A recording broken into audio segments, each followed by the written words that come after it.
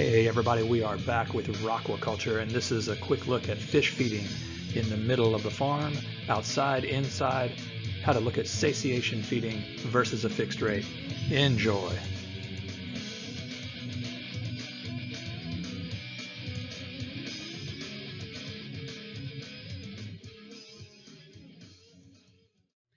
Hey everybody, I just wanted to take a moment and drop a quick review video on you guys concerning apparent satiation feeding versus feeding a fixed rate.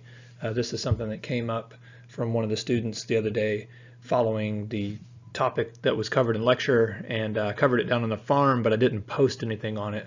So I just want to fill in some of the gaps. I know you guys have a test on this coming up, so I just want to make sure that everything is clear. One of the things that we need to understand is, how much food do we actually offer our fish every day? And a lot of people think that, well, I feed them all, and I feed them as much as they can eat, and I feed them all the time. And generally what happens is people overfeed the fish because they don't understand that there's actually a couple of different ways that we can look at this. And the understanding of how to do this requires really 4 topics that I listed here. You've got to know how many fish that you actually have. How many are you looking at feeding? Are you looking at in a couple of aquariums, or are you trying to figure out, do I feed an entire farm today, and do I feed all the fish, or do I just feed some of the fish? How large are the fish? Are they teeny tiny? Do you have 20,000 per tank? Do you have 5,000 fish per acre? Do you have 400,000 larval marine blue tangs? And so that really matters. And the other thing that matters, probably one of the most critical, is how much do you intend to feed? Are you going to feed them based on how many fish there are, or are you going to feed them on how much they're actually going to eat? And those are 2 very different techniques, and I'm going to outline those in the next couple slides. And then finally, and maybe most importantly to your schedule, is how much time do you have to dedicate to the cause? If you don't have 8 hours a day to feed fish, or someone that can do that, then you need to use a method that's going to work. So let's take a look at 2 ways to do this and figure out which one works best for you and your operation.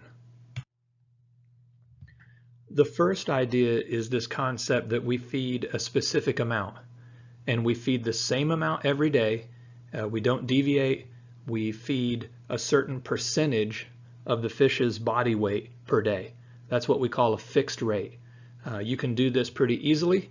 You just get a scale and you weigh a bunch of fish, you figure out what their average weight is, and then based on the number of fish that you have at that size, you can multiply whatever percentage body weight you're going to use for that tank or for that pond. And generally what we try to do is we feed 1% to 2% body weight per day if we just want to maintain the fish, if we're not interested in growth. If you want these fish to grow, you might be looking at 3% to 4% body weight per day if those animals are medium to large size. But if they're teeny tiny, you might feed as much as 5% body weight per day. And so that's quite a bit. Again, it's not confusing to figure out, but it does tend to be somewhat inaccurate. And this is why. When you first start, you have small fish, or at least the fish are as small as they are going to be. The amount of food that you calculate based on that size changes as the fish grow. So the fixed rate amount that you calculated in the beginning, will be different in 2 weeks. You might start out actually overfeeding the fish at the beginning of your feeding cycle, and 2 weeks later you're actually underfeeding the whole group. So that is not necessarily what you want if you're trying to put the maximum weight on the fish and you're trying to save money by not wasting feed. The other thing about it is to do a fixed rate is kind of a run and gun. You throw the food in the tank and you walk away. It's very, very respectful of your time, and a lot of people like to use it for that reason. But let's take a look at the other way, to feed these animals as much as they would eat every time they eat, and see the difference. If we feed them until they're done, or you stand there at the tank, or you stay there by the bank of the pond and you just keep throwing food in until the fish quit eating, you're going to be very, very accurate, as long as you understand what to look for when the fish are done. Two things I always look for. I look for the fish to spread out around a tank, to distribute themselves evenly, and generally the feeding frenzy should stop. You should not see fish coming to the top of the water. They should not be rushing to the surface to get food. That activity should stop altogether, or it should greatly slow down. And if you do this every single day and you monitor how much food you're giving every single day, you're going to find that the rate changes, and it could change every single day.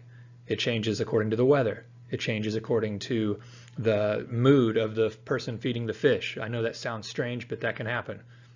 And so for some people, this is really challenging because they don't have the time to stand there and feed 50 ponds or 100 ponds or 1,000 acres until the fish are done.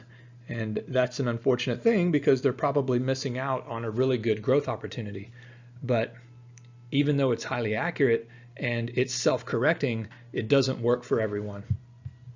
So let's see what happens with either of these two methods as far as results, because for most people this is what sells it. This is a harvesting result based on someone using a fixed rate over a couple of different months. And you can see that the weight gain is somewhat sporadic.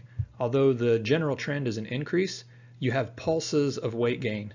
And those are the times when you had readjusted your feed based on reallocating food based on the new weight of the fish in the pond or the new weight of fish in the tank.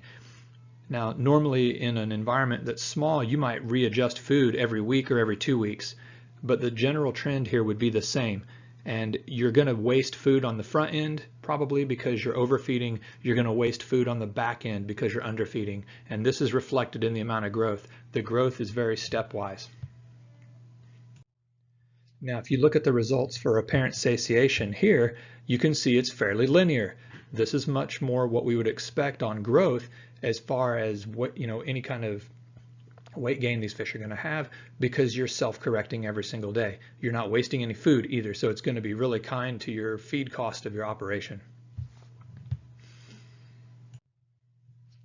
So the bottom line is, which one of these is best? Well, I would say the one that is best is the one that works for you and your operation. You have to sell yourself on the idea that you're going to take one method or the other to feed your fish every single day. If you only have a few fish, it's probably okay to feed them to apparent satiation. But if you have an entire farm to worry about, I would recommend a fixed rate, and I would do the best that you can to understand what your fish need every single week in order to feed them the best way that you can. Because remember, growth is the key. You're trying to grow these animals out in a time-wise fashion, and you want to get these animals to market as soon as you can. And the last thing that you should really do is, no matter what method that you pick, stay with it. Don't switch back and forth. Don't change things all around, because the fish are used to routine. They're used to a certain flow pattern in what you do. And so consistency is the key. I hope that all of this helps, and I hope that it fills in some of the gaps on apparent satiation versus fixed rate. And remember, you guys want to do what works, and you want to be okay at the end of the day and feel confident that you've done the right thing, and you don't want to kill yourself while you're doing it. So if there's any questions, go ahead and just email me in the link, and I'll talk to you guys again. Thanks.